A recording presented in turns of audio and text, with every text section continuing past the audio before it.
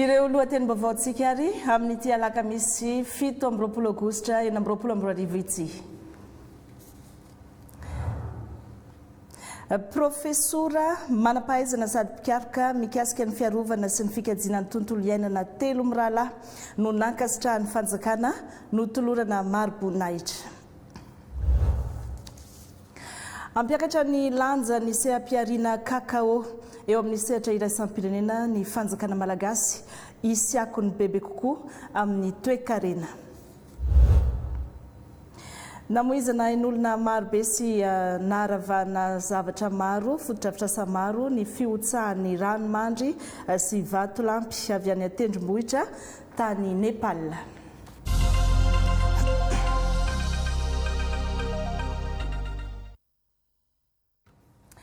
Miaraba tokolasy tokovavy tonga soa ato anatin'ny fampahalalam-baovao amin'izao hariva izao manasa antsika rehetra anaraka hatramin'ny farany.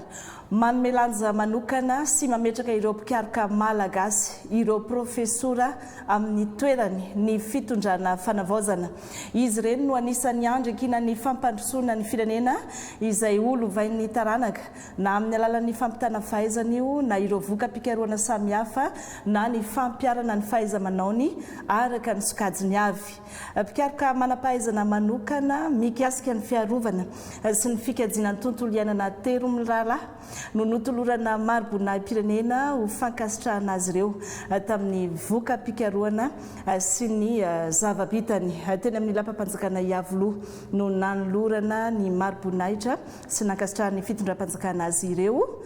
Olivier Andrembololo-Mihaja sy Mamy Ravoafison no nanangona ny vaovao. Amin'ny fiarovana sy fikajiana ny tontolo iainana avokoa ny asa fikarohana, ny asa mandrarana izy 3 mirahalahy nazo ny Maro-Boninahitra malagasy ireto. Mpikaroka nametraka ny dian-tanany eo amin'izay asa fiarovana izay.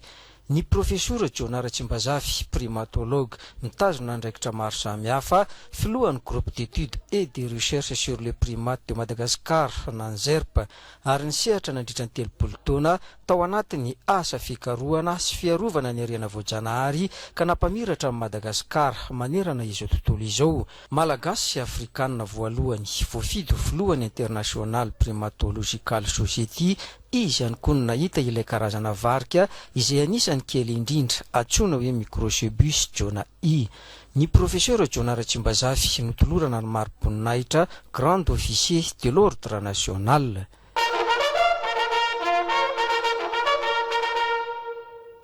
Amin'ny anaran'Andriamatoa, filohan'ny fanavaozana ny Repoblikan'i Madagasikara, ary filoha faratapon'ny Maro-Boninahitra-pirenena, Colonel Mikael Ranenry, araky ny didy mpanjakana ny vakina teo, ary araky ny fahefana nomenanay zahay Général Marcel Randeva, lehibe ny Maro-Boninahitra-pirenena malagasy, dia manandratra anao ho grand officier de l'ordre national malagasy.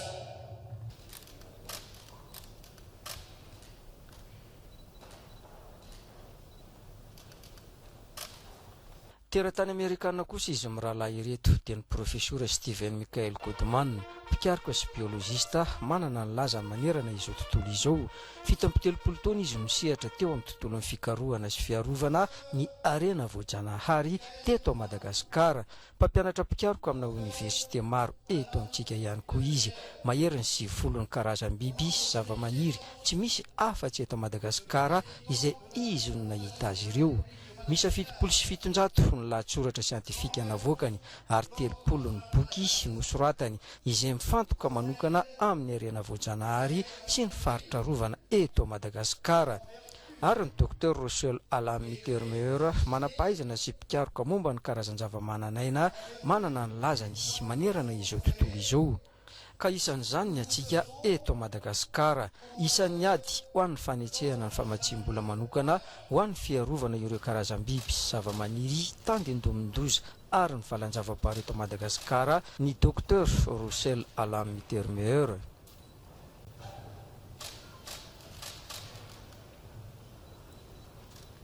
mpiara-miombonantoka manokana ny fanatanterahana le murpont sy ny fanatrarana ny tanjona 3 i docteur Roussel Alain Mittermeier izy mirahalahy izay notolorana ary maroborina pirenena commandeur de l'ordre national fikajina sy fiarovana tontolo iainana vaindohan-draraha ny fitondram-panjakana ankehitriny ka omian-danja araka izany ireo mpiantsehatra eo amin'ny lafin'io. Misy lahatra tanteraka aho fa anisan'ireo antoky ny fandrosoan'i Madagasikara ny harena voajanahary mampiavaka atsika ka mahasarika ireo mpizahatany maro manerana izao tontolo izao. Andraikitsika araka izany ny miaro ireo harena voajanahary mba ahafahan'ireo taranaka ho avy mbola isitraka an'izany. Efa misy ireo dingana vitantsika toy ny fanampiana 7 ny isan'ireo faritra rovana tao anatin'ny fotoana fohy monja.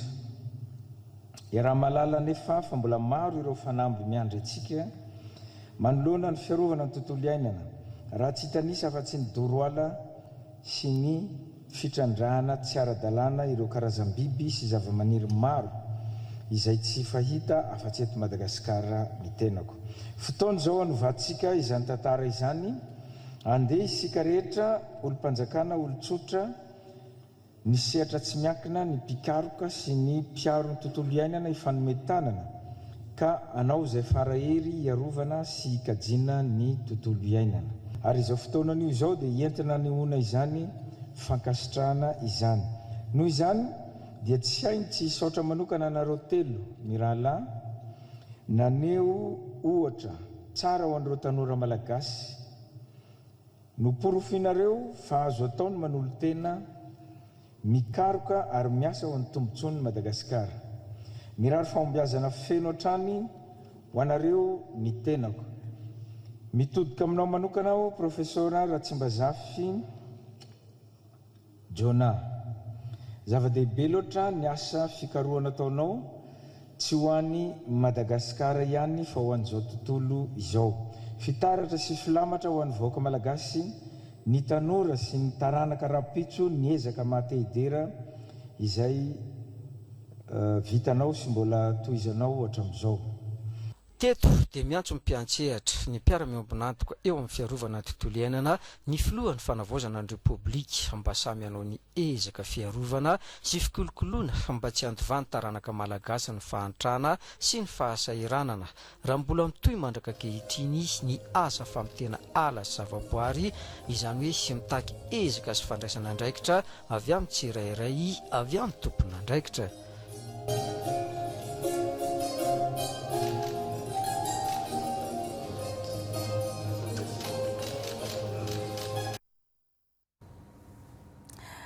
Manodidina izay fanomezan-danja ny mpikaroka sy ny voka mpikarohana izay ihany anokatra plateforme na sehatra iray ahafahan'ireo mpikaroka malagasy mizara ny voka mpikarohany ny ministeran'ny fampianarana ambony sy ny fikarohana ara-tsiansa iarahany miasa amin'ny sehatra tsy miankina. Ny tanjona dia ny ahafahana manome lanja ireo mpikaroka sy ny voka mpikarohana ho azony rehetra jerena sy ampiasaina eo amin'ny sehatra iray sampirenena sy eto an-toerana. Priska Rakotana Andrasana sy Joel Salandriamparany no nanangona ny vaovao mikasika izay. Mpikaroka malagasy ny ministeran'ny fampianarana ambony sy ny fikarohana ara-tsiansa amin'ny alalan'ny fametrahana plateforma ahafahan'izy ireo mampiditra ny voka mpikarohany ho azony rehetra jerena sy ho ampiasaina eo amin'ny sehatra iraisam-pirenena. Dia ny zavatra tedavina io zany le amin'le plateforme ahoana ny fomba ampiakarana laharan'ny université tsika zany mamokatra amin'izao fotoana izao voka mpikarohana kanefa tsy fantatry ny olona le izy satria voka mpikarohantsika zany dia manatevina ny fampiakarana ny halenta sy avy ny université any ivelany ihany fotsiny rehefa tena dinihana dia hoe eo zany efa nijerena hoe ahoana ny ampiakatra an'io dia teneniko teo hoe na itsika hoe nitady tokoka sendravato nisy zany plateforme zay notolorany namana ao amin'ny sehatra tsy miankina hoe ito ny lalana makany amin'izy io ka hitady any ivelany ary very reto ho atao fa maika fa misy zavatra ahafahana mandeha amin'izay lalan'izay dia zay no jereneto hoe iara-iasa zany sika apiditra zay zavatra iny nefa ao anatin'izay misy zavatra takina maro ao dia zavatra takina maro zay no anisan'ny ndraikitra ministera mameraka an'ilay rafitra rehetrarehetra ahatongavana amin'izay mijanona ho mpandrindra ny asa tongavana amin'izay tanjona izay ny ministera ny fampianarana ambony sy ny fikarohana ara-tsiansy ny ministera dia ny asany dia karaha mandrindra amin'ny ankapobeny fa any amin'ny université sy ny toeram-pikarohana tsirairay aby no mampiatra an'izay ametraka zany ary efa eo an-dalana zay lamina zay hoe zao ny lalana izorana amin'izay zavatra ray amin'ny alalany CEDST satria sika miasa ao anaty rafitra dia izy mindraikitra amin'ny ankapobeny momba ny resaka hoe famoahana publication sy ny zavatra isan-karazany dia ny texte zao efa manomboka mamoaka tsara fantatrareo fa misy le tsona hoe conseil de référence de formation doctorale zay dia efa misy miresaka hoe resaka texte momba ny doctorat mametra n'ireny zavatra rehetrarehetra reny fipetra fototra hipetrahan'za zavatra zany dia misy zany avy eo amin'ny alalan'ny CEDST toro lalana sy toro ay hoe zao ny fomba anaovantsika iaraha-miasa ampidirana amin'izay zavatra ray misy fotoana manokana zany anaovana an'izay zavatra ray to nisy moa ny fionana ny arahany tompona ndraikitra eo anivo ny ministera ny fampianarana ambony sy ny fikarohana ara-tsiansa tamin'ireo mpikaroka amin'ny fampahafantarana ny fisiany io plateforme io sy ny fomba mety idirana ao anatin'izany mbola mifandraiky amin'izay ihany i Madagasikara no mandray ny fionamben'ireo mpikaroka sy tanora mpikaroka eto amin'ny ranomasimbe indiana andiany faharoa fampandraisana anjara sy fampandraisana andraikitra ny olom-pirenena amin'ny zava-misy manodidina azy no anisan'ny lohahevitra lehibe hodiniana ao anatin'ny 2 andro izay anaovana ny colloque Priskarakotonandrasana sy fanirikely misy université valo-ambefolo sy ivy-toeram-pikarohana miisa 5 eto Madagasikara mamokatra tanora mpikaroka sy voka mpikarohana maro izay tsy mihena mitaha amin'ny any ivelany na izany aza ilaina ny fakana traikefa ny fizarana ny zava-misy fijerena ny olana ary ny fitediavam-bahaolana hanatsarana ny sehatra ny fikarohana i Madagasikara no mandray ny fionambeny ireo mpikaroka sy tanora mpikaroka eto amin'ny ranomasimbe indiana andiany faharoa ao anatin'ny 2 andro tiako andro ty zany dia fionambeny ireo mpikaroka sy tanora mpikaroka indrindrandrindra eto amin'ny ranomasimbe indiana ahafahany zareo manakalotra ekefa amin'ireo olana izay ombonana sy ireo vahaolana izay ombonana koa ary ny traikefa nanan'izay ireo tanora vao misehatra eo amin'ny sehatra ny fikarohana eo amin'ny ranomasimbe indiana fa ny tena hoe ataoko hoe politika mpanjakana sy ny zavatra tena hoe tena hoe eritreretin'ny fanjakana atao zany dia ny hoe fikarohana manakaiky vahoaka izay fikarohana manakaiky vahoaka zany dia hitantsika amin'ny firaisana ny mpikaroka miaraka ampisehatra ifotony ary ny fanohanana ny tanora ampiseho ny voka-pikarohana ary ho an'ny Madagasikara moa dia ny fifandraisana amin'ny ivelany amin'ny fomba fanao any ivelany sy ireo traikefa efa nanana ireo mpikaroka na tanora azy ireo mety tsy mitovy metodôlôzia mety tsy mitovy olana na misy olana iombonana ihany fa tsy mitovy ny famahanana azy dia izay fifaneraserana zay eo anivon'ny ranomasimbe indiana no ilaina ahafahana mivoatra ihany koa ahafahana manatsara izay fikarohana efa ataon'ireo tanora eto Madagasikara lohahevitra lehibe dinihana mandritra io 2 andro ny fampandraisana anjara sy ny fampandraisana andraikitra ireo vahoaka eny fotony dia ampitenenina le vahoaka zany amin'ny lafiny zay le démocratie substantive le vahoaka ampitenenina io izy no miandraikitra voalohany tontolo iainana izy no miaina amin'io izy no misitraka an'io izy koa mety manapotika an'io dia nefany tsy maintsy ampandraisana anjara izy amin'izay démocratie substantive zay vo afaka mirosa ny tena fandrosoana sy fampandrosontsika ary anomezana azy andraikitra bebe kokoa amin'ny fitantanana sy fikajiana ny tontolo iainana zay no antony androany tompoko isy ny dinik'an-databatra boribory andinihana lalina sy hitondrana vahaolana ho an'ireo lohahevitra izay hodinihana mandritra ny 2 andro anaovan'ireo mpikaroka sy tanora mpikaroka eto amin'ny ranomasimbe indiana ity fionambe ity I Madagasikara no firenena fahadimy nanao fifanarahana tamin'ny ICCO, Organisation Internationale du Cacao, amin'ireo firenena 20 mpisehatra amin'ity seha-piariana goavana ity. Azona tombotsoa betsaka eo amin'ny toe-karena ny fiara-miasantsika amin'ny ICCO eo amin'ny tsena iraisam-pirenena indrindrandrindra sy ny famokarana eny fotony. Natao soniny atoandro teo teny Antaninarenina teo amin'ny fanjakana malagasy tamin'ny alalan'ny Prime Ministre Mamtina Rajona sy ny tale-panatanteraka ny ICCO Michel Larion izay mandalo eto Madagasikara amin'izao fotoana izao, izay fiara-miasa izay Aina Rabetany ajarazafiny mpiasa.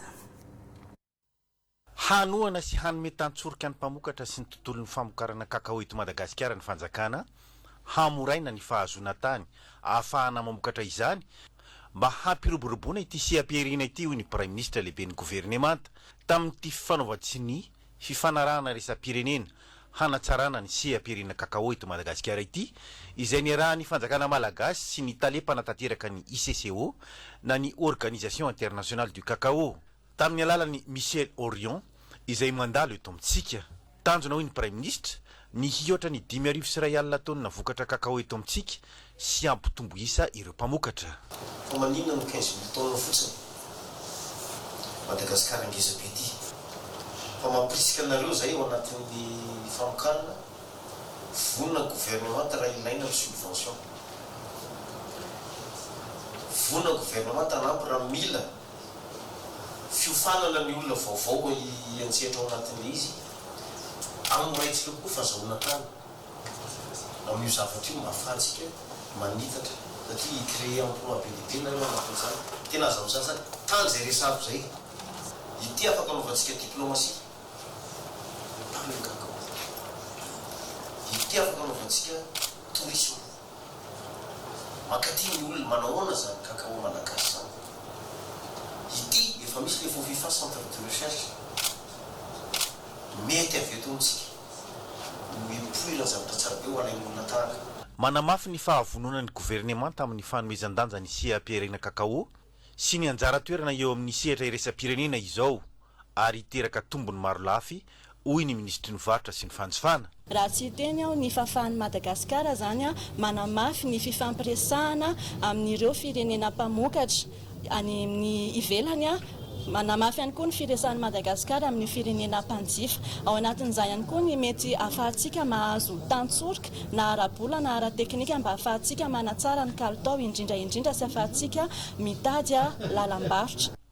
Akoatry ny tokony isian'ny industrie mpanodina hataky ny solombavam-bahoaka ny Ambanja teto, ny tokony isian'ny banky fohy be ao Ambanja mba hanampiana ireo mpisehatra amin'ny kakao. Etika angatahako hoe tokony ho isy banque centrale ao Ambanja satria raha tsapatsika tsara teo hoe any amin'ny 15,000 tonnes kakao zany no exportentsika eto Madagasikara.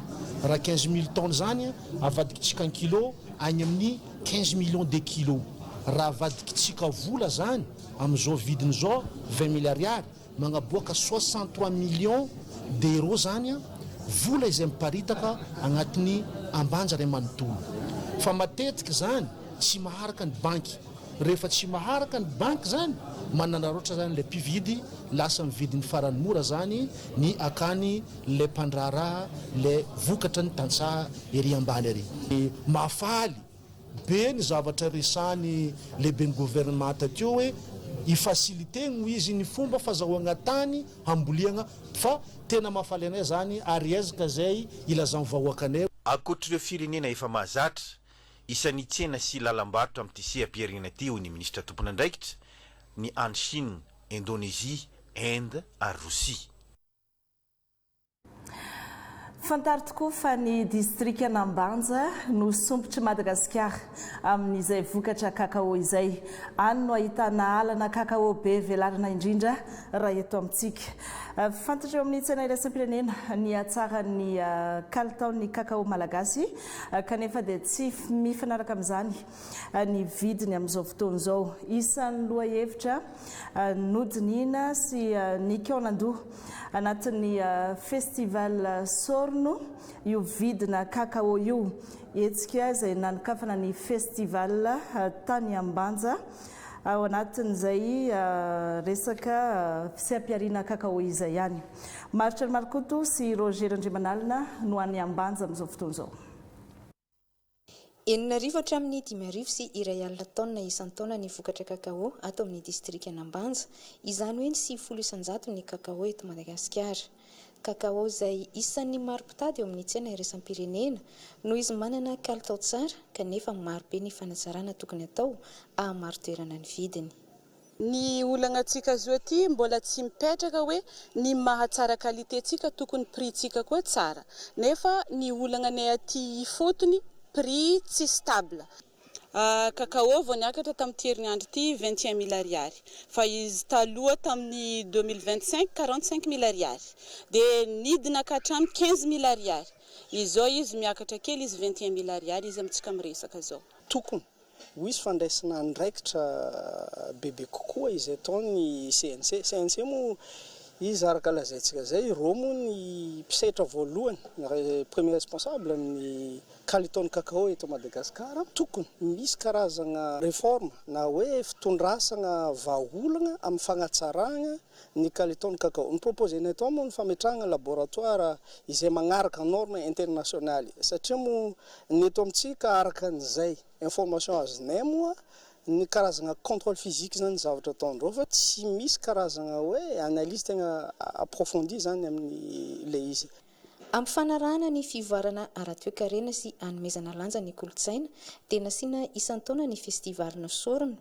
Amin'ity andiany fa 17 ity dia nosokafana tamin'ny Fikônandoha nandinihana aloha hevitra roa. Tao moa zany ny hoe Sorona kakao fototra andraikitra. Ny anankiray indray zany atao hoe ady atao amin'ny heloka bevava ataon'ny tanora, ary ny objectif moa tamin'izany dia ny hoe ahoana ny fahafantaran'ny olona hoe inona marina ny zava-misy amin'ny sehatra ny kakao, inona koa zany ny ady tokony atao zany amin'ny ady atao amin'ny herisetra ny tanora. Ny zavatra tapaka atao amin'ny atelier zany omena ny tompony andraikitra ato amin'ny faritra dianazy. Raha amin'ny hoe teny malagasy moa ny sorona aty avaratra dia ny fiakaran'ny ranomasina zany. Ka io raha jerena ny dikan'izay ambadika dia ny karazana hoe fampiakarana ny fampandrosoana ny tanàna Sambrano zany.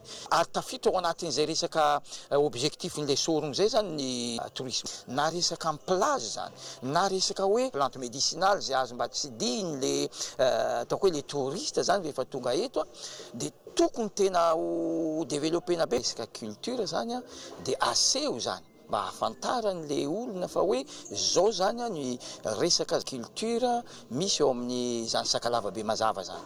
Ankoatran'ny hetsika ara-kolontsaina ndraisan'ny mpanakanto malagasy Maoré sy Réunionnais Anjara dia misy ihany koa ny tsenabe ara-toekarena sy ny fifaninanana ara-panatanjahantena. Resaka angovo anaovana fanavaozana ara-teknika manontolo ireo fitaovana sy fotodrafitrasa ao amin'ny tobi-pamokarana herinaratra avy amin'ny rian-drano any Andekaleka sy ao Mandraka amin'izao fotoana izao. Nidina hijery fotony ny teto ireo fitaovana sy fotodrafitrasa tany an-toerana ireo ny ministry ny angovo sy ny akoranafo. Efa nafarana ireo fitaovana mila soloina, ny fanoloana kabla, ny fanadiovana toy ny barrage tsentsina sy ny sisa.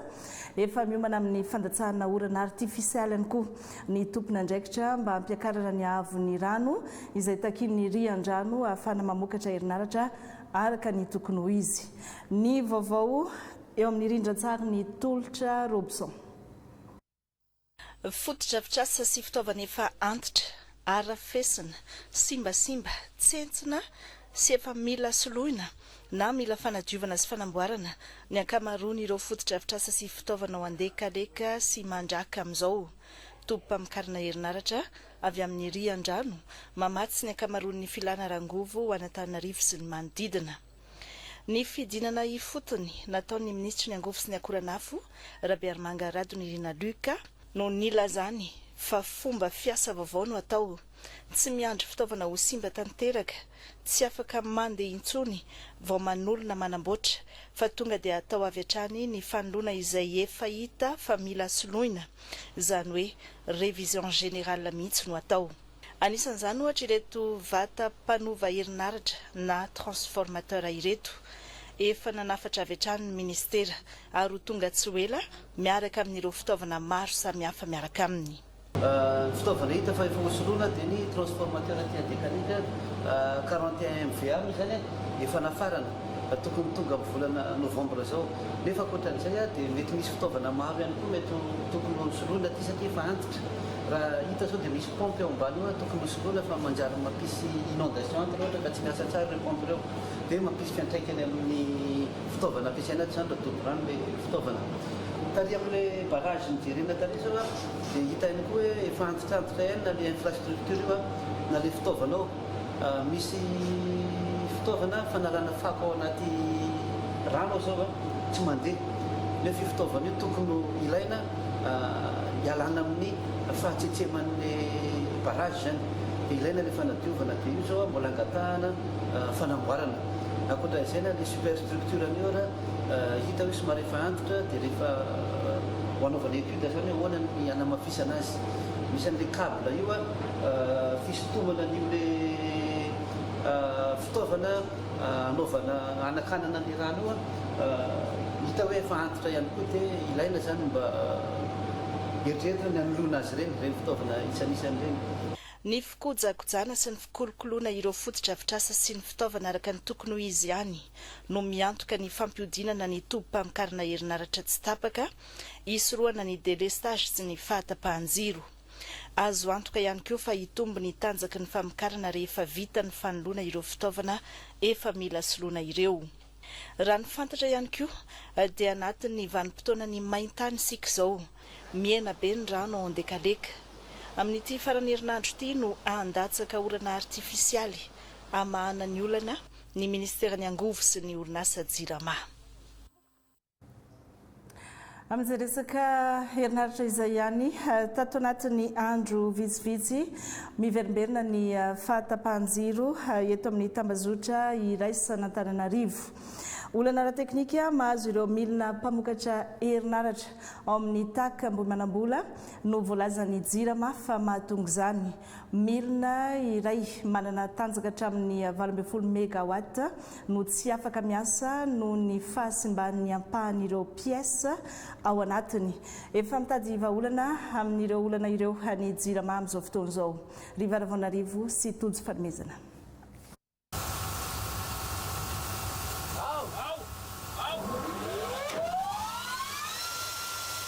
Pièce iray izay anisan'ny manan-danja indrindra amin'ity milina mpamokatra herinaratra eto amin'ny centrale thermique TAC Ambohimanambola ity no simba ka mahatonga ny fahatapahan-jiro ny sesisesy teto amin'ny tambazotra iraisana Antananarivo tamin'ity herinandro ity.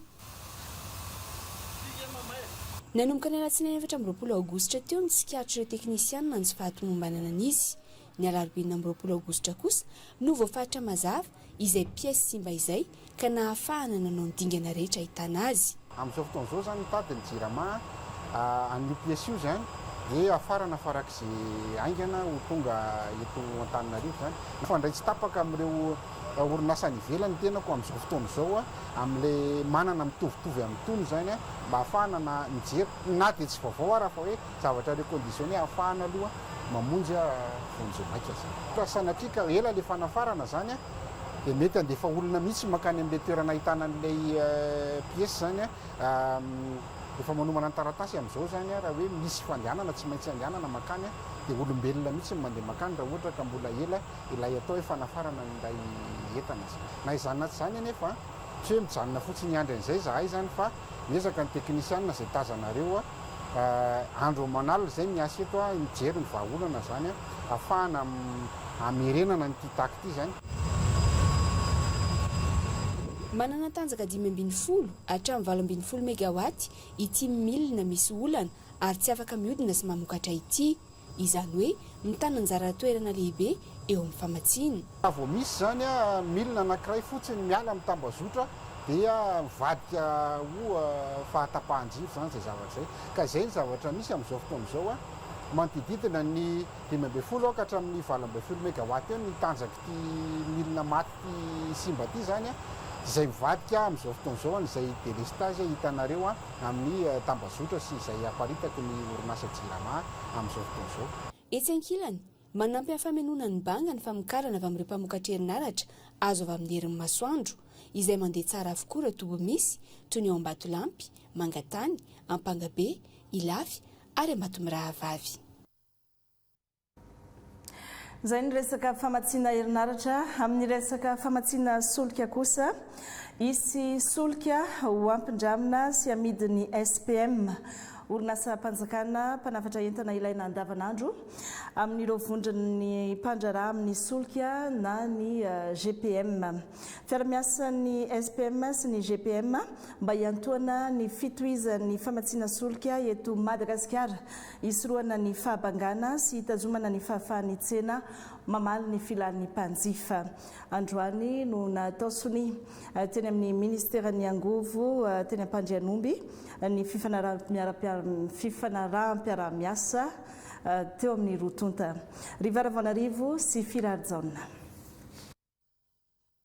Mba hiantoana ny fitohizan'ny famatsiana solika eto Madagasikara, solika 2 metatra toratelo no ampindramin'ny SPM ny GPM na ny vondron'ireo mpandraraha amin'ny sehatry ny solika eto Madagasikara. Haparitaka eny amin'ireo toby fitsinjarana izany solika izany. Raha vantany vao tonga ny sambo mitondra ny solika nafaran'ireo mpandraraha dia averina amin'ny SPM ny abetsahan'ny solika nampindramina. Voafatra amin'ity fifanarahana nosoniavy ny rotonta ity ihany koa fa hiditra ny fivarotana solika amin'ireo mpandraraha ny SPM. Amin'ity dingana voalohany ity 4 metatra toratelo ny solika amidin'ny SPM. Tamin'izay ny mena lalana hoe anafara zany ho an'ny jirama, ny jirama ihany no nieritreretina.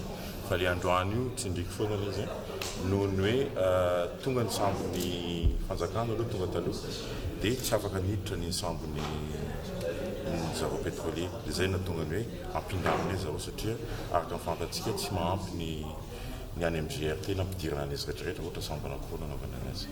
Raha tsy ahivina, herinandro vitsivitsy lasa izay ny tonga teto Madagasikara ny sambo nitondra ny solika nafaran'ny SPM mivantana avy any Nigeria. Ankoatra ny fanafarana gazoil, dia mikasa niditra amin'ny fanafarana essence ihany koa ny SPM. Dingana iray izay heverina fa hanamafy ny fahafahan'ny orinasa mandray anjara amin'ny famatsiana ny tsena anatiny. Zava-dehibe fifanarahana io satria manamarika dingana vaovao eo amin'ny sehatry ny famatsiana solika eto Madagasikara. Ny gazoil nafaran'ny SPM dia gazoil ampy ho an'ny famatsiana ny firenena. Io gazoil nafarany io dia gazoil tsara kalitao satria EPM taux de soufre ny densité 0,826 solika maivana zany io. Eto sao dia efa marihana ihany koa fa misy lasantsy SP95 izay nafaran'ny SPM ho avy atoato amin'ny voalohan-dohan'ny volana septambra io. Dia efa nisy fifampiresahana natao tamin'ny reto orinasa mpanjara solika eto Madagasikara reto, na eo amin'ny fitahirizana an'ireo solika ireo na eo amin'ny fitsinjarana an'izy ireo any amin'ny mpanjifa zany. Amin'izao fifanarahana vaovao izao, ezahana ny sorohana ny fahabangana amin'ny tahirim-bokatra sy antohana trano ny fisian'ny solika eny amin'ireo toby fitsinjarana manerana ny nosy. Ivadika lafim-baovao hafa isika, mila manohana aina amin'ny alalan'ny sakafo, izany hoe mila régime. Izay moa no teny fampiasana azy amin'izao fotoan'izao ireo mpiasa mpanjakana analiny izay miatrika ny fifanana ara-panatanjahantena nasionaly ny AZF any Manakara amin'izao. Nanolotra toana ratsakafo ho azy ireo ny fikambanana fanjiry izay tarihan'ny vadiny filohan'ny fanavaozana Ramatoa Elizara Andrenirina, fifanohanana sy fifanomezan-tanana ary fanamaivanana ireo mpandray anjara ao anatin'ity fifaninana ity izay tonga maro any Manakara amin'izao fotoan'izao avy amin'ny lafivalon'ny nosy. Andriamanjaka Séraphin sy Rocky Ratianjanahary, TVM any Manakara. Vary 12 taona no natolotry ny fikambanana fanjiry tarihiny vadiny filohan'ny fanavaozana ny Repoblika ny Madagasikara Ramatoa Elizara Andrianirina ho an'ireo mpiasa-mpanjakana mandray anjara amin'ity AZF 4 ity eto Manakara. nandritra ny fandalovany taty antoerana ny omaly larobia fa 20 ny volana aogostra taona 2024 nandray sy nanolotra izany tamin'ny fomba ofisialy teto amin'ny efitra malalaky ny BNGRC amin'ny filoha nasionaly ny AZF ny mpandrindra-paritry ny fikambanana fandriry aty amin'ny faritra fitovinana.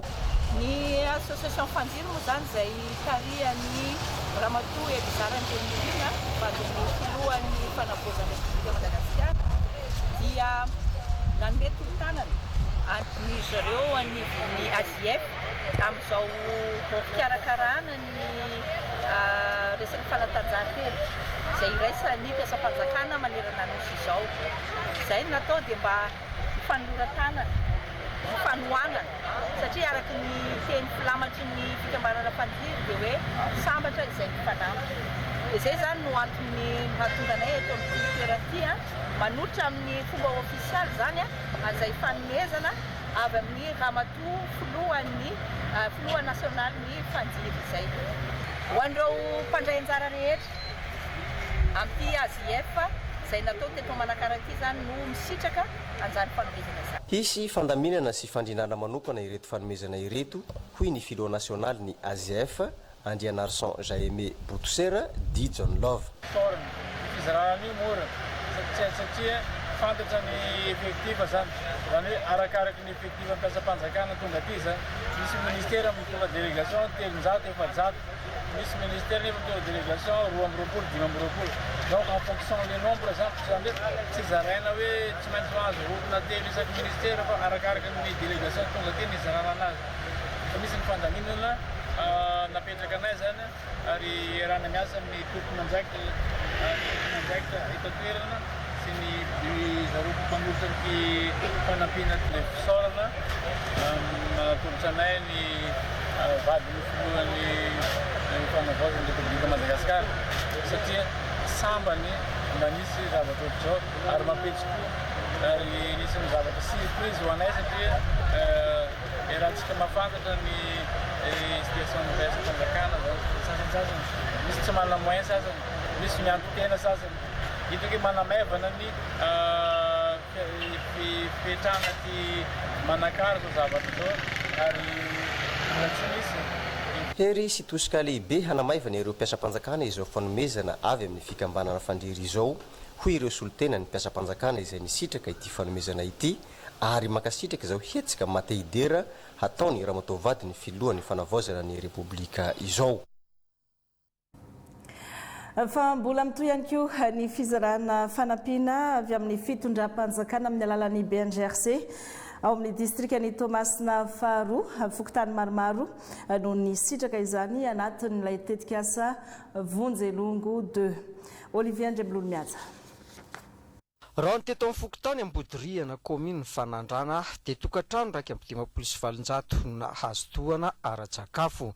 Raiky amby 320 tao Paso Madinika Manambolo, 720 tokantrano kosa tao Mahavelona 10 point. Ny toy tao amin'ny komina Ndondabe ny etsika ka tokantrano 277 no nisitraka, 227 ny tao Andranomboloho ary tokantrano raiky amby 200 no nahazo ny anjarany teto Amboditandroho. Ny masivana dia efa napetraka etaty amin'ny mpitondra ifotony araky ny izay efa toromarika nameneny zareo maromaro izy akagny tsy ho tany saiko eto fa araky ny koragnany takea raiky amby 570 ny sitraka nyty fanampiana izay ho zaraina eto androany ity.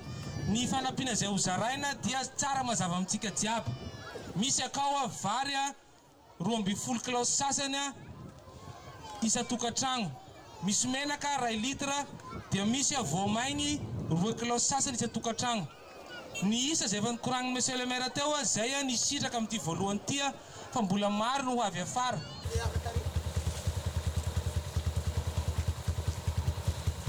Betsaka nari fanjakana fo velogno maloko zay to fanamina rianigny sotra betsaka sora sotra ny mpitondra fanjakana sy MPRC zay satria nazo fagnampiana tamin'ny fatalovany dezany. Raha tambatra dia tokantrano 777 no nahazo fanampiana hatreto ato amin'ny distrikany Toamasina faharoa, kavary 450 tonna no efa voatsinjara, voamaina 220 tonna ary menaka 470 sy 400 litatra. Iverenantsika kely ny asa sosialy sy ny fanampiana ny mpiarabelona ataon'ny fikambanana fanjiry tany Toliara nanome fanampiana ho an'ireo traboina mahay trano fivarotana tao Ankilifaly ny fikambanana fanjiry izay tarihan'ny vadiny filohan'ny fanavaozana Eliza Randrenirina. Televiziona Malagasy any Toliara no hitondra ny vaovao. Voinkava mahatratra amin'ny mahareny ny Malagasy rehetra. Ny vadiny filohan'ny fanavozana ny Republika dia nankahery sy nanolotra fanampiana ho an'ireo tradoza vokatry ny famaizany trano fivarotana teto Toliara ny alahady lasa teo ny tenany tamin'ny alalan'ny fikambanana fanjiry. Vary, simenitra, fanitso no natolotra ireo tradoza. Ny vadiny filohan'ny fanavaozana dia mampitondra voalohany ny ataoko hoe fankaherezana anareo iaby tsy misy agnavaha amin'izay raha nahazo atsika zay. Mahatsiaro izy mahareny azy, mahatsiaro anareo nahareny raha nanjo dia mampitondra zany izy vary 10 lasaka zany ary sima 10 lasaka. Mitôly moa reo fa voateny reo fanirenitsika zany Ramatoa Randrenirina Eliza filohan'ny association fanjiry dia miahy sy mijery antsika mandrakariva. Hery lehibe ho an'ireo tradoza ny fanampiana.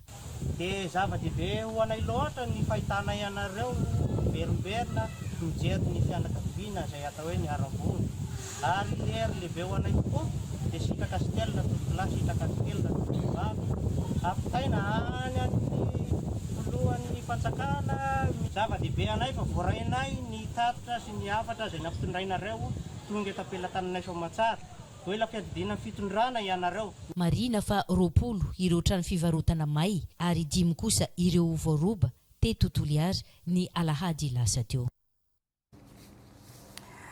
Mpianatra 704 sy iray alina amin'ireo 3 alina vao afaka fanadinana baccalauréat farany teo no raisina eny amin'ny Université n'Antananarivo amin'ity taom-pianarana ity. Ny Université n'Antananarivo izay misy établissement sivy sy sampam-pianarana 70 ary lalam-piofanana 410 sy 700. Concours sy sivana amin'ny alalan'ny dossier ny mpianatra no atao anatin'izany andraisana ireo mpianatra ny 3 sy 4 septambra izao dia isy ny hetsika ho tanterahina eny amin'ny université ny Ankatso Salon de l'étudiant 2026. Anampiana ireo mpianatra vao afaka baka teo amin'ny torolalana sy ny fifaneraserana ahafahana misafidy izay lalam-piofanana tiana sy manavanana hanohizana ny fianarana mifandraika amin'ny tsenan'ny asa sy ny famoronana asa ilaina amin'izao fotoana izao.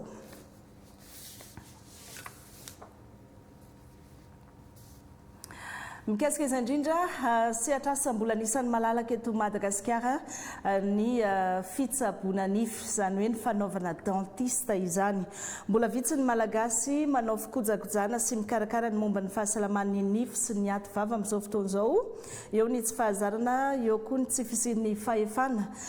Fantatra fa mbola lafolafo an'ny sarababem-bahoaka manko ny fandehanana any amin'ny dentiste mikarakara sy mitsabo nify izay.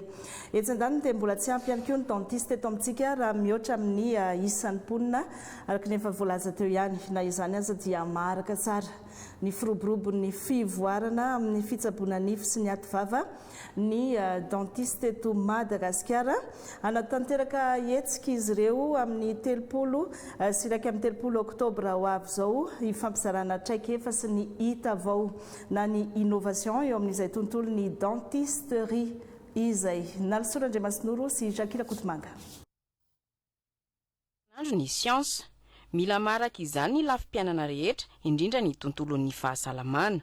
Ny fitsaboana ny homamiadana no mandroso indrindra. Ambony be ny tahan'ny famatsim-bola amin'ny osokajina retin'io. Tsy ambakan'izany nefa ny fikarohana momba ny fahasalaman'ny nify sy ny aty vava miaraka amin'ireo fikarakarana mifanaraka amin'izany toy ny fanitsiana ny nify orthodontie, ny fitsaboana ny nify, ny hihy sy ny vava manontolo na ny dentisterie. ho an'ny aty amin'ny ranomasimbe indianina maraka ny fandrosoan'ny fitsaboana ny dentiste sy ny orthodontiste miara-misalahy ny firenena mandrafitra izany mba tsy ambaka ny hafa ny fahaiza-manaon'ny mpisehatra. Hisy ny kongresy fanakalozan'izy ireo hevitra sy fahaiza-manao ary traikefa handrasana mandritry ny 2 andro eto Antananarivo amin'ny faran'ny volana oktobra 2024 ny avy any Maurice, La Réunion, Comores, Seychelles. Handefa solotena ihany koa Inde sy Chine. Hisy mandritra izany ny tranoeva, ny fampiarana na ny travaux pratiques sy ny valandresaka.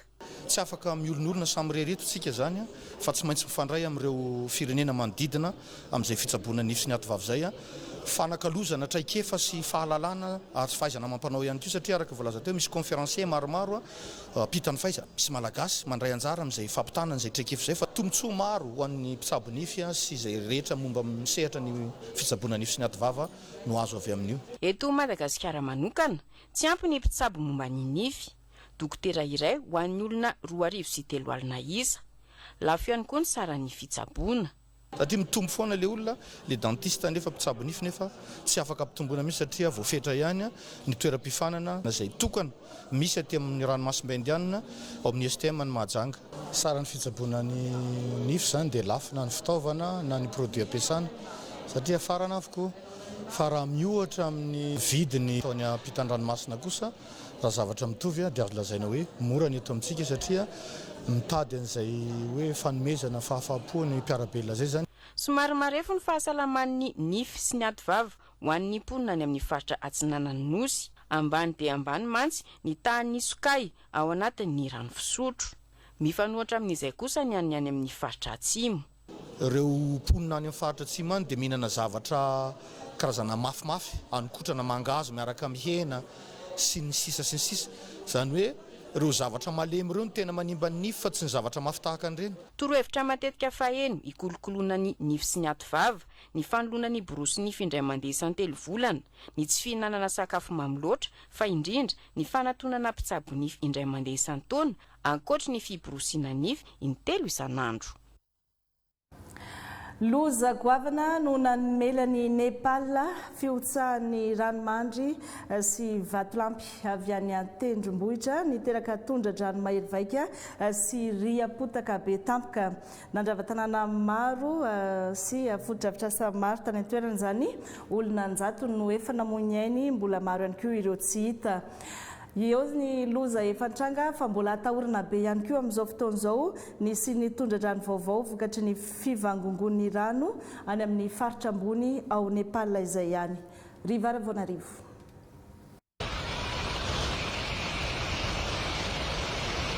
Tao anatin'ny fotoana fohy, rava tanteraka ny faritra sasany any avaratry Nepal. Omaly alarobia 20 aogositra, tondra-drano tapoka sy mahery vaika no hita nanaraka ny renirano Bote Kogistre Jolie tao amin'ny faritra Rasoa sy ireo distrika manodidina. Araka ny tatitra farany, navoaka ny manam-pahefana Nepalais 700 ny olona namoiny ainy raha 720 kosa ny mbola tsy hita. Anisan'ireo tsy hita ireo miaramila 420, polisy 20 ary mpikambana 13 ao amin'ny polisy ny Tapiadina. Araka ny fanadihadiana voalohany, nahatratra 7 metatra tao anatin'ny 30 minitra ny fiakaran'ny avon'ny rano tao amin'ny faritra nandalovany. Tsy tondra-drano toy ny mahazatra fotsiny no nisy, fa fitambaran'ny fianjaran'ny glacier, ny vatolampy ary ny fahavakisany tondra-drano tapoka. Mpizahatany 100 ihany koa mbola tsy hita hatreto. Araka ny vaovao navoakan'ny Nepal Tourism Board, 700 ny mpizahatany voalaza fa tsy hita na tsy azo antso, ka 770 ny vahiny. Anisan'izany ny Indianina 770, Amerikanina misy 13, Ukrainianina, Australianina ary Britanika. Fatra be mpitsidika ety ampahany amin'ny Himalaya ity, ampiasaindreo mpizahatany sy mpivahiny makany amin'ireo toerana masina sy lalana manodidina ny tendrombohitra. Tsy niain'olona ihany nefa ny lasibatra, fa nentin'ny rano sy fotaka ny trano, tetezana ary ny lalana maro ka nanasarotra ny fidiran'ny mpamonjy vono. Tatitra iraisam-pirenena iray milaza fa tetezana 720 sy tobo famokarana herinaratra 7 ny simba na potika raha lalana 10 kilometatra kosa ny voakasika. mbola mampanamponina ihany koa ny fisian'ny farivaovaon'ny forona noho ny sakana napetraky ny vatolampy sy potipotsy zavatra any amin'ny faritra avo. Misy ny fampitandremana fa raha avaky io sakana io dia mety hiteraka tondratra ny faharoa. Mampiasa helikoptera sy fitaovana avo lenta ny tafika sy ny mpamonjy vona nepalais amin'ny fitadiavana ireo olona mbola tsy hita, saingy sarotra ny asa noho ny fampitehan'ny lalana sy ny tetezana ary ny loza mbola mety hitranga eny amin'ireo toerana sasany. Efa misy ihany koa ny fanampiana iraisam-pirenena manara-maso ny toedrara i Inde, Chine, États-Unis sy ireo fikambanana iraisam-pirenena raha mitoy kosa ny fikarohana ireo vahiny sy teratany nepalais tsy mbola fantatra ny misy azy. Zavatozy ny zavamisy any Nepal iny. Famelohan'ny isarantsika dia fantatra fa ny gadona io ariva io ao amin'ny Nosy Bora ny Sainte Marie ny filohan'ny fanavaozana ny Repoblika ny Colonel Michael Randjenirina. Anotrina sy anokatra amin'ny fomba ofisialy ny festival Tsolabe izy. Festival izay miditra amin'ny andian'ny 14 manomboka rahampitso. Isany koa ny fandorana fiara mpamonjy vona izay efa ela no ny andrasan'ny mponina ao amin'ny Nosy Bora izany. Efa nisy moa tamin'ity androany ity ihany ny fionan'ny filohan'ny fanavaozana tamin'ireo mpandrara, ireo mpisehatra amin'ny lafin'ny fizahantany ary ireo fikambanana maro samihafa tany Sainte Marie izay. Rahampitso no anarahantsika ny antsipriam-baovao rehetra mikasika izay. Ankasitrahantsika rehetra ary nanaraka ny fampahalalam-baovao amin'ny farany misaotra ny ekipa niaranana tontosa ihany koa. Iantsarakotomanana no hiaraka aminao manomboka Rahampitso ny tenako mpametraka ny filomamandra piona ho amin'ny manaraka indray. Mirary soa tompoko klasy tompoko vavy.